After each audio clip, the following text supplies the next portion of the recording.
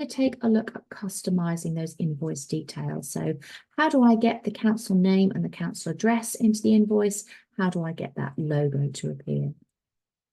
So to customize your invoices, we're going to come down to your account menu in Scribe. And the first thing that we're going to look at is your council settings. So council settings allows you to customize and to add that logo in. So it does it on the first one that you've sent. So I believe that was my default one. So as I come into my default, this will just be your first one. So obviously give it a name. It might be that it's default because you're only using one. And then you've got the ability here to choose that file to upload for the header logo on your invoice. Standard sizing for that is 800 by 500. If you've got any difficulties with it, then please do send a PDF through to hello@scribeaccounts.com and we'll be more than happy to upload that for you. You then also got your invoice footer text. So this is where we have those payment details. So please make your checks payable to, please make banks, bank payable to X details. Separate section there for purchase orders and another one for the account statement as well. Once you're happy with that, you'll either add yours or save it into the list and you can go on adding additional ones. So I had a new one here for my allotment invoices. So again, using the edit and add to add a new record.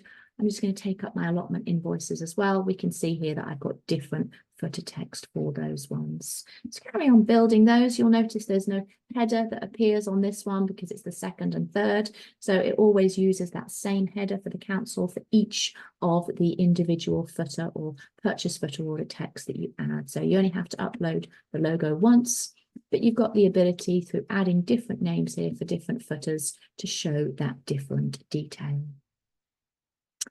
So the other place within our account menu is our council profile. Now, our council profile is where you've got your council name. So you always see that in the top right-hand corner of the screen, but this is where the council name has actually been set. So it comes from your council profile.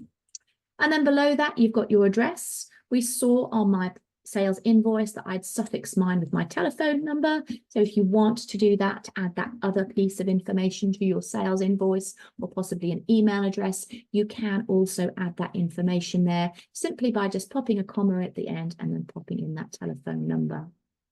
As we scroll down within the council profile, you've got this automated message notification. So there is the council's correspondence email here. We saw when I generated my invoice that hannah@stelbourne.co.uk came up as the reply to invoice. So that just means that it's automatically set for you.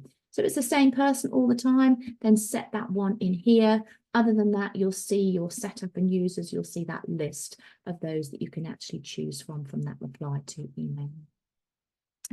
So that's setting up the actual invoice and how it looks.